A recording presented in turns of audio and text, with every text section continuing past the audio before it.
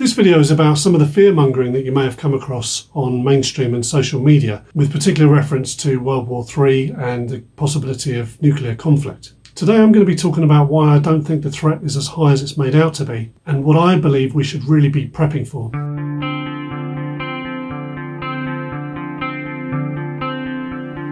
Hi, this is Everyday Prepper, and welcome to the channel.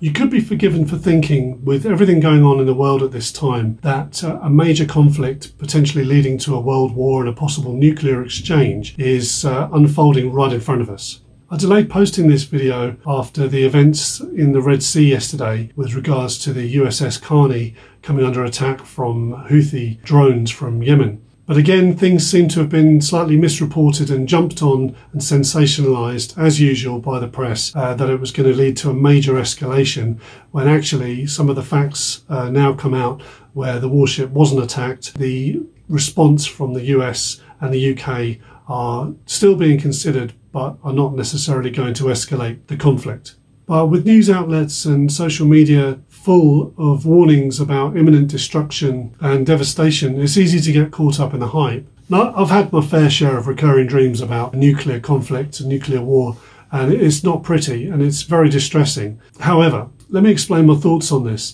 Before I do, I just want to reiterate, these is my own speculation, these are my own opinions. Please do your own research, of course, come to your own conclusions and prep accordingly. With regard to the scaremongering I mentioned, I'm going to use a couple of recent articles as examples. First up is this disgusting article by The Express. Now, for those who aren't in the UK, The Express is a UK newspaper. It also has an online presence. It's considered to be a middle market newspaper that caters for people seeking entertainment as well as news.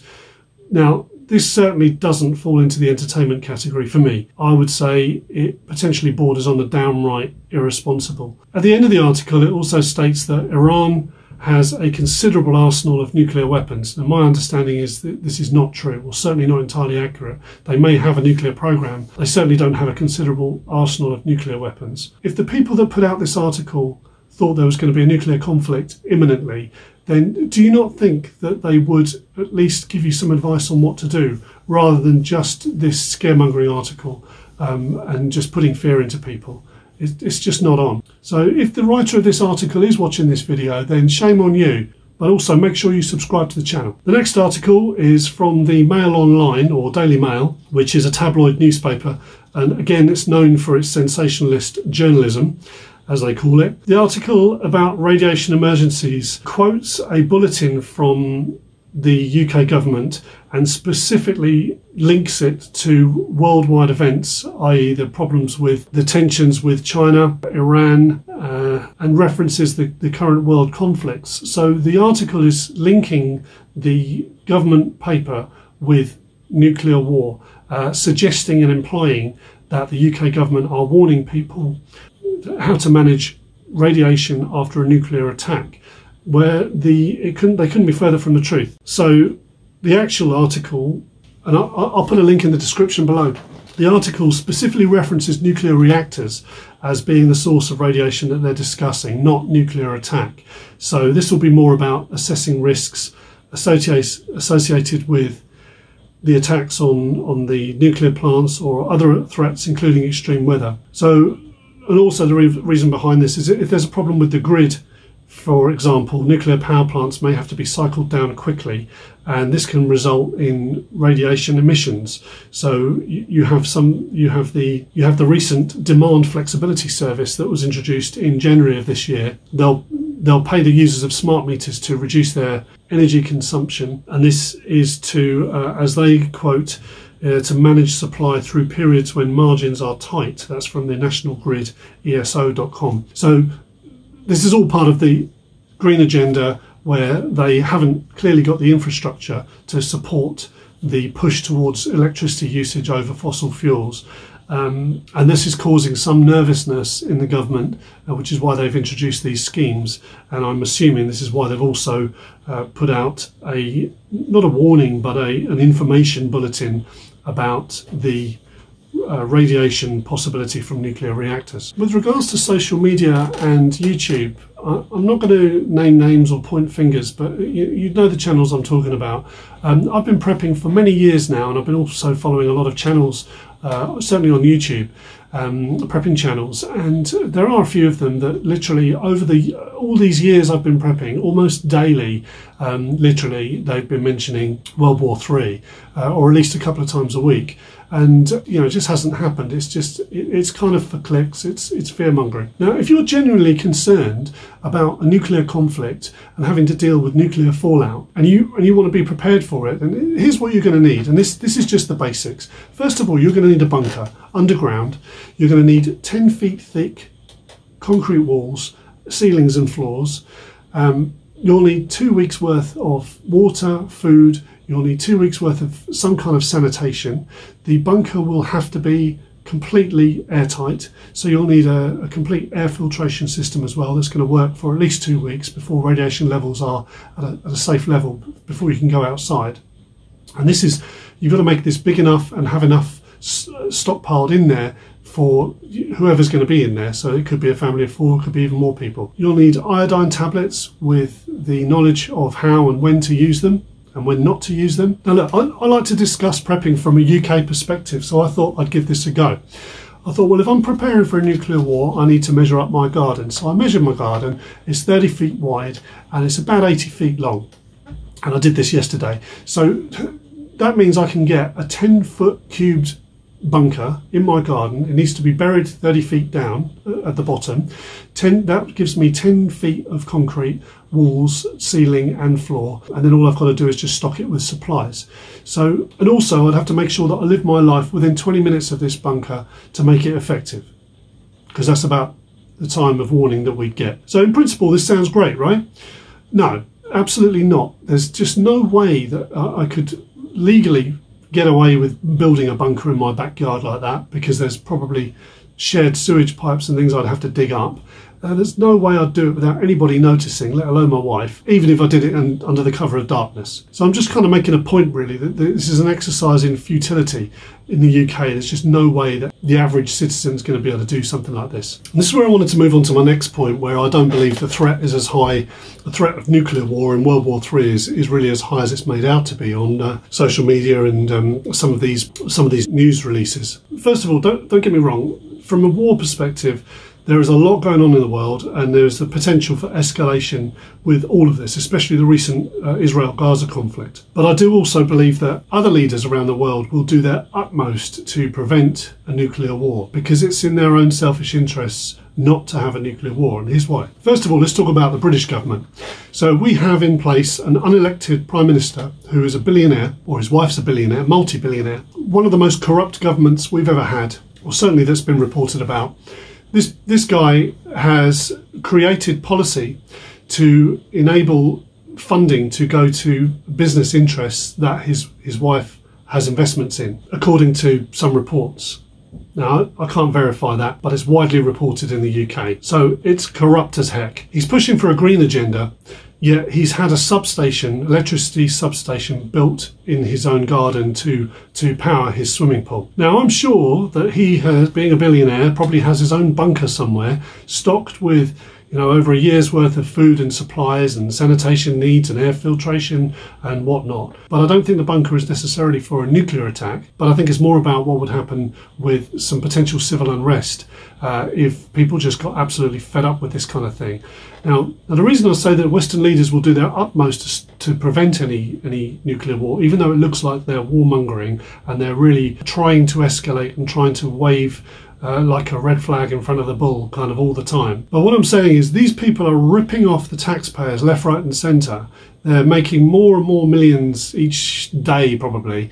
And the last thing that they're going to want, if you just put yourself in their shoes, the last thing they're going to want really, are they really going to want to bring up their children and their grandchildren and live the rest of their lives out in a nuclear bunker after a nuclear war? No, they're going to want to keep on ripping off the taxpayer and taking taking all the money for themselves, they're not going to want to see their lifestyle be changed. Now, a nuclear war is going to devastate the population. The money coming into the government, there won't be any because there'll be no people left. I can't see them wanting that to happen. So they're going to do everything they can to make you think that there is a World War III, because with war comes money and with fear comes control, right? So yeah, I believe they're going to want to continue that lifestyle for as long as they can get away with it. Some of the commentators that are saying that there's nuclear war around the corner are also some of the same people that are saying Putin is part of the WEF, World Economic Forum. Well, you know, if that's the case and they're all in cahoots with each other, Putin, I think, is a millionaire, if not a billionaire. I'm sure he's pretty wealthy. He's probably not going to want to escalate to a nuclear war as well, or live in a bunker for the rest of his lives. And bear in mind, if these people are building bunkers for nuclear war, they're going to have to stay within 20 minutes, literally. That's about the notice we'd get, 15, 20 minutes, if a nuke was to be launched from Russia to the UK. So you're going to have to live the rest of your life 20 minutes from your bunker. It's just not feasible. So why would they have bunkers and not stay within 20 minutes of their bunker? And I believe it's because they've got their bunker there to just hide in and ride out any kind of civil unrest that is potentially inevitable, in my view. So to assess the real threats, as far as I'm concerned as a prepper in the UK, there's a lot of historical data and other information to go through before you can come to the right conclusions. So for me as a prepper in the UK, rather than spending my efforts on focusing on something that one, I probably won't even be able to do anything about, we're talking about nuclear war, rather than spending my efforts worrying about that and trying to prep for that, I've looked at the things that are most likely, in my opinion, are most likely to happen in the UK. So to do that, I've gone back over several years and several decades to have a look at various scenarios and see what's more likely to happen. And they say that history doesn't repeat itself, but it rhymes. So when you look at history, you can kind of get a feel for what's going to happen next. Here's a list of potential threats that I went through. First of all, nuclear war. Well, we've only had one nuclear war, kind of.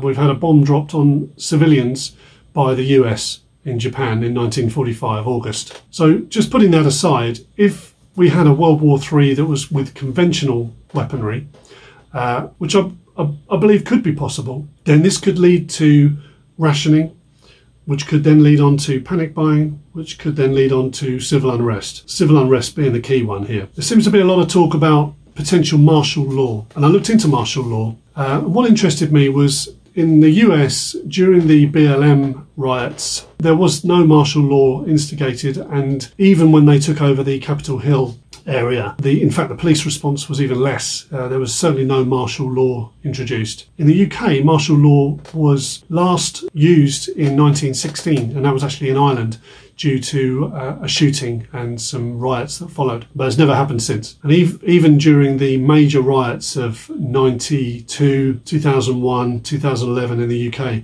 all of those riots caused absolute devastation around where they were, and no martial law was introduced then either. So I looked at power outages, and my previous video on having a solar setup, off-grid solar setup, I'd say that's one of the most important things to do for a power outage. But I looked at causes of power outages and the potential for having a power outage now that lasts more than a few days. Well, first of all, I thought, well, when was the longest power outage?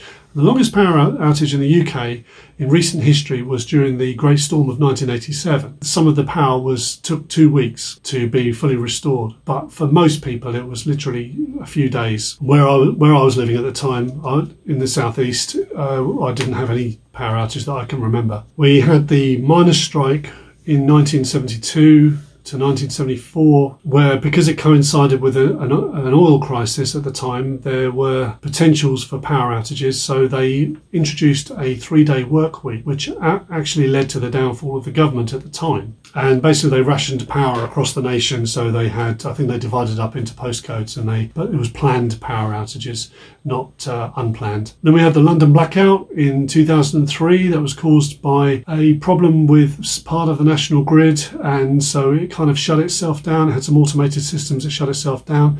My understanding is it affected 500,000 people. There were people on tube trains that got stuck. It was quite disruptive, but the power again was restored within half an hour, pretty much. Then we've had various storms. We've had what have we got? Atlantic storms. We've got Storm Frank 2015, floods of 2007, those all caused power outages, but literally within minutes or hours the power was restored. Now I know that currently we rely on electronic goods much more than back in the 80s and even early 2000s, and the grid, although the grid hasn't really changed as such, there are duplicates of substations in most major cities and some big towns. There's also a scheme called Blackout, which is where they anticipate if the whole grid went down that they'd have it up and running literally within hours because of the system that they've put in place with Blackout. You can look that up online. So other things I looked at that may be of concern were the central bank digital currency, CBDCs, that they're trying to introduce, some kind of cryptocurrency for UK sterling. It's been reported that the government can't really find any reason why they should do it, but they think they want to do it anyway. They're certainly investigating it, and this is purely about control. So the majority of the population are not interested in this. They really don't. When I say not interested, they don't want it. A lot of people are campaigning to keep cash. So in my mind, what do we need to worry about here? Well, maybe have some savings, have some cash, which you'd be doing as part of your normal prepping anyway. But what concerns me most about that is that if it was put in place and there was a control, there'll be a pushback, and that could lead to a civil unrest. There's been a lot of talk recently about AI and AGI, artificial general intelligence, where certainly Elon Musk has been saying that he reckons that AGI will be achieved within about 3 years. How does this affect us? Well, if you've got an AGI that decides to take over the world, there's not much we can do about it. Maybe just hide. But how do we prep for that? Well, the outcome of that is more likely to be devastation to the job market. With people out of a job, financially insecure, it could lead to mass unemployment, financial hardship, and could lead into civil unrest. Hopefully you're seeing the common theme here. Another example I looked at was global pandemic. Bill Gates kept talking about the next one. The next one will be worse, and I can see on current media they're trying it. They are trying it. It's more about the government reaction. That's what concerns me most. Looking at what happened before, when the way they reacted to the other pandemic, where it led to queuing, rationing almost. If that happened again, it could lead to further civil unrest. So I haven't got time to cover all the outcomes and scenarios in the UK. But I have found in the UK that the weather has been the cause of many power outages and other things that we might want to be prepping for. So again, you want to be prepping for weather events that might affect you. I live on a hill, so flooding's not really an issue for me, although sometimes water does get backed up from my garden because my garden's on a bit of a slope. But generally, I'm not going to get involved in major floods like we've seen around the country over the years. You might live in a valley, in which case flooding might be an issue for you. So although it's not a major problem for me, I do have sandbags as backup. Wind damage, wind has been the cause of major power outages. Obviously the storm of 87, there's been some really high winds this year that have taken tiles off our roof, and we've had to repair those. I've done that myself. Solar panels have remained intact, luckily. Consider things like, do you have large trees near you? How, if they were to come down, how tall are they? Would they hit your house? Would they hit the neighbour's house?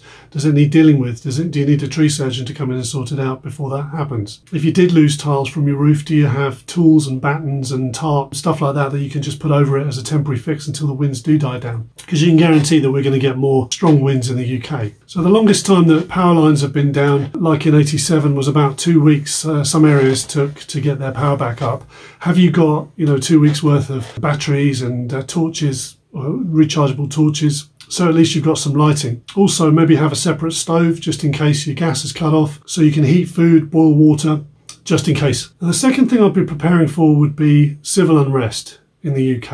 And that's because lots of things I've mentioned earlier could actually lead to civil unrest. If weather took out power pylons and you were out of power for quite a number of days, then if it was a large area and there was a large population without power, then that could lead to civil unrest again. So I think it's a common factor in a lot of things. Again, to be realistic, I live away from the city and towns. I'm in a residential area, but the likelihood of having riots in the streets where I live, very unlikely. I don't think it's ever happened, certainly not as long as I've lived here. We haven't had that kind of stuff. But if things got that bad in the country and people were to leave in their hordes from the cities and come out to the suburbs and the smaller towns and the rural areas, then that could well affect me. So, I am preparing for that kind of scenario as well. But in doing that, I'm also preparing against burglaries. And in preparing against a burglary, i.e. having CCTV cameras that work on a router, that if the internet was to go down, it still has a local internet, so you can still access your cameras, that kind of stuff. You could also be reducing the impact of something like terrorism. And the main thing is to have a general practice of situational awareness. I'm going to give a kind of an analogy for situational awareness, probably a really bad one, but imagine if you were pulling out of a junction in your car onto a one-way street. Now, do you look just the way that the traffic is likely to come from, or do you think outside the box and look both ways just in case some idiot decides to either didn't know or is just breaking the law completely and going down the one-way street the wrong way? So it's just about being aware and not expecting everything to go smoothly all the time. And if things got really bad in your street, would you have the means and the tools and the skills to be able to board up your home, board up your windows, just in case to prevent people trying to get in if that was the case? Do you have the skills to be able to remove your stairs if you've got stairs and live upstairs and hole up there with some supplies just so that you've got the upper hand? And these are extreme measures, but these are just skills you just want to have in the back of your mind just in case something like this did happen. Do you have alternative comms, radio, backup? Have you got your amateur radio license? It's a good way of getting yourself into the radio and getting to learn how to use them properly. And I know that amateur radio can be quite restrictive, but during SHTF, I don't think many people are going to be following the guidelines. Do you? Do you have the resources and a backup location in case you have to bug out? Now, I'd suggest absolutely not bugging out unless you really have to, or if you've been forced to evacuate. And the reason for that is because you've got a shelter in place. You can board it up. You can secure yourself inside if there was riots going on outside. Again, it depends where you live. If things really kicked off and you're in the middle of a city or in the middle of a busy town, you might want to get out to somewhere more rural or certainly somewhere quieter. Bugging out will have to be the subject of a completely separate video entirely. The subject of a get home bag though for a vehicle will probably be one of my next videos because it's something I've had to use on a number of occasions. So I think I'll cover that soon. Now, to finish off, just to reiterate, this is just my opinion and my own speculation, and this is based on an assessment of my own situation, my own area, and what I believe I should be prepping for in the UK at this time.